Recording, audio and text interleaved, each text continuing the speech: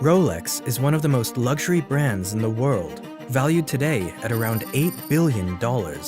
Its history dates back a century ago and began with an orphan teenager whose inheritance was stolen away from him. With nothing other than his determination to overcome his challenges, he ran away from his hometown and moved to another country. After a few years working his way out, he decided to follow his passion and opened a watchmaking business. Little did he know that this business venture would lead him to pioneer modern wristwatches, changing its whole industry and creating a billion-dollar empire.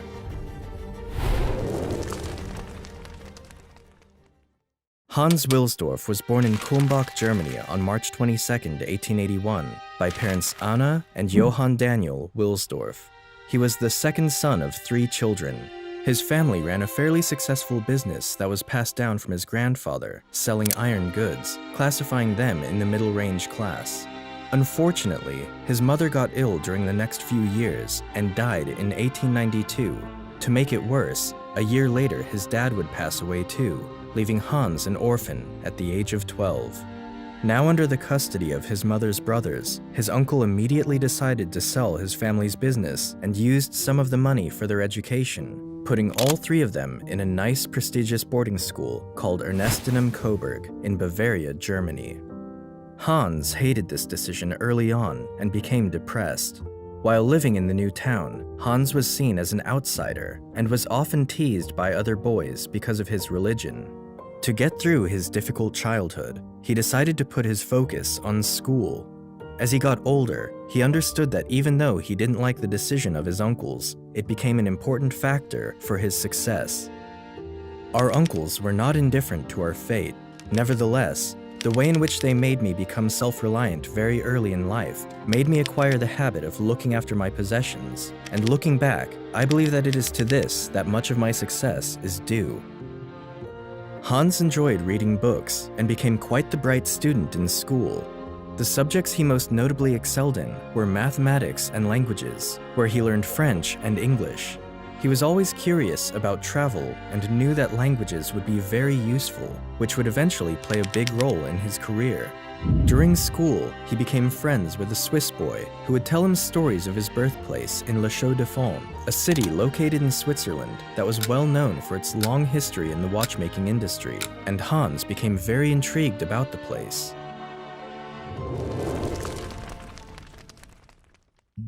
One day, Hans had enough of the way of his life and left the boarding school in Germany to move to Geneva, Switzerland. At the age of 19, he got himself a job as an apprentice for an international pearl exporting company. This company was buying pearls from various markets and would sort, grade, and package them for sale to jewelers. He noticed the company wasn't really creating anything, but was still making great profits. There, he immersed himself to learn their business tactics and was making good money for his age. One day, Hans received a letter from his friend who offered him a job for a company called Kuno Corten. Kuno Corten was one of the biggest high-quality watchmaking businesses at the time and was exporting about 1 million Swiss francs worth of pocket watches each year. They also produced some of their own watches from scratch. This well-known company was based in Le Chaux-de-Fonds, the place he always wanted to go. Even though the company he was already working at was more beneficial for him, his curiosity for the place and the business around watches were stronger. Therefore, in 1900, he moved to Le Chaux-de-Fonds to work for this company. He was hired as an English correspondent and clerk thanks to his ability to write and read English that he learned back in school, and was getting paid with a monthly salary of 80 Swiss francs. He was also responsible for winding hundreds of pocket watches every day and verifying they were accurate. He picked up tremendous insight into watchmaking and obtained a big deal of knowledge about how all types of watches were produced. However, his time there was cut short. He had to go back to Germany and serve in the army after only 2 years at Kuno Corten. After his service, at 22 years old, he moved to London, England to work for another company of high-quality watches. There, he was responsible for a bigger role and was now in charge of increasing their sales. During the 2 years he stayed there, he successfully managed to find more clients for the company and grew their sales over time. By then, he was already thinking about building his own business of watches and was learning everything he could to further his knowledge into his future business. During those years, he also met his future wife, Florence Frances May Crotty, and would get married shortly after.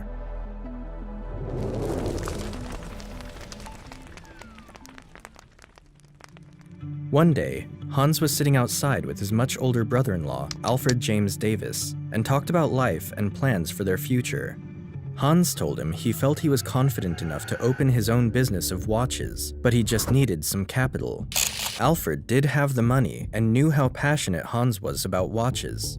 Despite being very young, he took a chance on the German and told him he was going to help him on his business venture and was ready to invest his money. They shook hands together, and in 1905 they founded the Wilsdorf and Davis Limited, which would eventually become Rolex a few years later. They partnered up with a Swiss watch company called Hermann Egler, which was based in Switzerland, and started importing movements from the Swiss country to England, placing them in watch cases. They also opened an office in Bienne, Switzerland, to favor his partnership there. Soon after, they were specializing in the distribution of timepieces at affordable rates. Even though Hans was a lover of watches, there was one major thing he found unfavorable about the watch industry: pocket watches. At the time, wristwatches were mostly worn by women as jewelry and were looked down upon by some, the reason being for not being well precise on the time. These watches were much smaller than pocket watches and consisted of smaller movements, which would regularly make the clock either go faster or slower due to small details in the movements. This was the main reason why pocket watches were more popular at the time and was considered masculine for its bulky size, but for Hans, he mostly found it inconvenient to use. It was a little hassle for him every time he had to reach his hand in the pocket in order to see the time, especially when his hands were busy. Until then, it was thought to be almost impossible to create the perfect wristwatch that could consistently show the exact time and be in everyday use. My personal opinion is that pocket watches will almost completely disappear and that wristwatches will replace them definitively. Hans Wilsdorf, 1914. Hans predicted that sooner or later, wristwatches were going to be the new norm for everybody, and was fully committed to finding a way to create the perfect wristwatch for it. He spent the next several years traveling to many countries all around Europe and met countless watchmakers to discuss about the small details of watches. During those years, he started to release his own wristwatches, beginning the same year he founded his company. One watch after another, he was crafting down on creating a better high-quality and reliable wristwatch for men and women, applying what he learned from other watchmakers from his journey. Soon after, his company began to get some traction, and by 1908, it was one of the top firms in the watchmaking industry in England.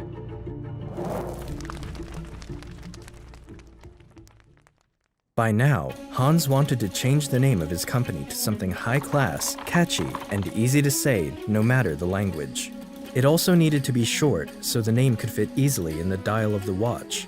He spent a big deal of time combining 5 letters from the alphabet to come up with something, until finally, Rolex was born. He immediately knew it was the perfect one, and a few days later, he registered the Rolex name as a trademark for Wilsdorf and Davis Limited in 1908. During the next few years, Rolex was becoming known for its high-quality wristwatches, and many rich people were already starting to use it. But it didn't take long after, when the First World War broke out, and many businesses, including watch firms, were struggling to stay in business, and even had to shut down in some cases. But not Rolex. This tragic event only made Hans' company more famous because of its already reliable wristwatches. Many soldiers were given Rolex watches instead of pocket watches because it was much easier and safer to use. It also helped them to better coordinate their attacks because of its precision on time. By then, the company had grown to such extent that they were employing 60 people in 1914 and had big open office spaces in London. To further their credibility, Rolex had already won the first ever wristwatch chronometer rating from Switzerland, followed by a Class A certificate of precision from London's Kew Observatory. This made the brand more trustworthy for people to buy. But not everything was sunshine and rainbows for Hans. In 1914, the British applied 33% tax for all companies registered in Great Britain that were exporting goods across international borders. It became a big concern for Hans, so he moved his company's headquarters from London to Bienne, Switzerland, in order to avoid these taxes. Another reason for his move was because of the World War. People from Britain began to dislike the Germans. Since the name Hans Wilsdorf was clearly German, and even though he registered Rolex before, he was still using the Wilsdorf and Davis name in England, which was getting looked down upon. This also led him to completely switch his company name from Wilsdorf and Davis Limited to the Rolex Watch Corporation Limited in 1915. 10 years later, Hans would also register Rolex's famous trademark logo of the 5-star crown, which became implemented from then on the dial of their watches. In 1919, the Rolex Watch Corporation moved its main office from Bienne to Geneva, where it still stands today. From now on, the company focused on manufacturing the watch movements in Bienne and would transport them to Geneva, where they carefully verify the movements were accurate, finishing them with their high-class design and launching their products. It's here in Geneva where Hans would go all in with his team to improve the technical innovation of the wristwatch. We must succeed in making a watch case so tight that our movements will be permanently guaranteed against damage caused by dust, perspiration, water, heat, and cold. Only then will the perfect accuracy of the Rolex watch be secured. Thanks to his patience and determination, it eventually paid off, and paid off big time. In 1926, Rolex released their new model that would forever change the watch industry, the Rolex Oyster, the first ever waterproof wristwatch in history. This new model was sealed with a very tight case that provided an optimal protection for the small watch movements inside, leading it to be waterproof. Hans knew this was revolutionary, and people would certainly be interested in it, but he decided to wait for the perfect opportunity to present it to the world in a very creative way.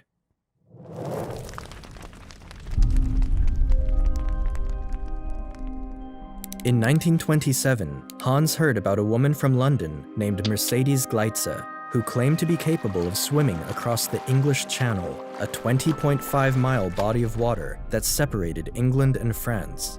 People didn't believe her, so she was set to do it again in front of thousands of people, even though the water temperature was much colder. Hans saw the opportunity and encouraged her to wear a Rolex Oyster watch around her neck. After swimming for over 10 hours, she was pulled out from the water after almost freezing to death and made it about 4/5 of the way across the channel. The task was not a complete success, but the Rolex Oyster came out of the water in perfect condition. People went crazy for the watch, and Hans followed the publicity by putting an ad in front of the London Daily Mail newspaper related to the event. This is the point where Rolex rose to international fame as a revolutionary watch. To further the hype, Hans also marketed his Rolex Oyster inside of fish bowls with real fishes in it on the sale display of every Rolex dealership for people to see when they walked by. This genius strategy worked amazingly, and people became hooked on the products.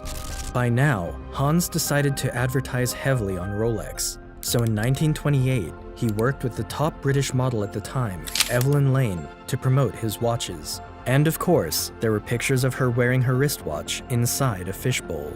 The publicity didn't stop there. In 1933, Rolex Oysters were seen in the newspaper again, related to a flight over Mount Everest, in which the crew members who were wearing their Rolexes were very satisfied to see that after the flight, their watches were still 100% functional. Another example was when the famous driver, Malcolm Campbell, set a speed record for driving around 300 miles per hour wearing his Rolex in 1935. Hans asked his permission to publicize it, and Malcolm accepted it, refusing to get paid. At this point, people began to perceive Rolex not only as a high-quality designed watch, but also as a trustworthy, reliable, and technical wristwatch that anyone can wear for everyday use. Only great marketing is needed to make a company successful.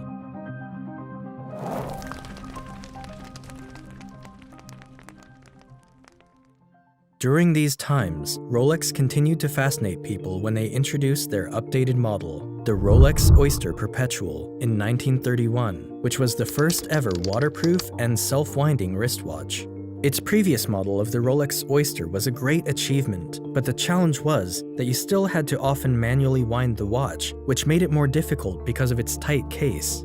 You had to unscrew the Oyster crown first, wind it, then re-screw it again. Creating this self-winding watch was a dream that for centuries people tried to perfect, but none were successful. From 1934 to 1940, Hans also produced some high-quality watches outside of the Rolex firm and trademarked it under his own name, but it was discontinued due to the hatred that French, British, and US markets had for Germany. Even with all his achievements, Hans would sometimes struggle to make his way in the market and had to put double the effort to make a successful company due to his German name. When World War II broke out, Rolex took a hard hit. It became difficult and expensive to export products outside of Switzerland to some other big markets in Europe. Hans was frustrated with the situation, and to add to his bad luck, another tragedy followed. His wife passed away in 1944. To commemorate his wife, he established the Wilsdorf Foundation, a charity organization for social causes. Something to mention, shortly before Hans' death, he transferred 100% ownership of Rolex to the Wilsdorf Foundation, which still owns and controls Rolex to this day. Therefore, Rolex will never go public or be sold, nor will they ever pay any taxes because it's essentially a charity. As soon as World War II finished, Rolex started to take off, and tremendously. To give you an idea, in 1946, Rolex had sold its 50,000th certified Rolex chronometer, which they started certifying 20 years ago. By the next year, in 1947, their sales reached their 100,000th certified Rolex chronometer, doubling their sales from the past 2 decades in a single year. Its success was backed up from his new model that was released in 1945, the Rolex Datejust, the first waterproof self-winding wristwatch to indicate the date of the month on the dial. This was followed by another revolutionary model nearly 10 years later, the Rolex Day-Date, the first waterproof and self-winding wristwatch to not only include the date of the month, but also the day of the week. These types of watches are still seen to this day, which is often the standard for normal use of wristwatches. During the 50s, Rolex kept releasing a series of innovative watches. The most legendary one was the Rolex Submariner, introduced in 1953. It was the first deep-diving waterproof wristwatch that could reach 100 meters deep in the ocean without getting dysfunctional. Hans Wilsdorf died in the year 1960. Following his death, Rolex started to approach itself as the luxury brand it is today. The company focused their marketing more toward being an exclusive watch collection for people of high society, which worked. Another factor to consider is that in 1985, Rolex started to manufacture their watches with 904L, a very endurable and expensive steel, becoming the first watch to ever do so, which is one of the reasons for their expensive prices. Today, Rolex remains as the most recognizable watch brand in the world. From an orphan boy who started with nothing, Hans Wilsdorf went for his own path and is responsible for changing the watch industry to what we know today. His passion for design and technical innovation has placed him on the list of one of the most influential men in the industry, and his legacy can be seen today in every person wearing a Rolex. Thank you all for watching, make sure to subscribe, and until the next one.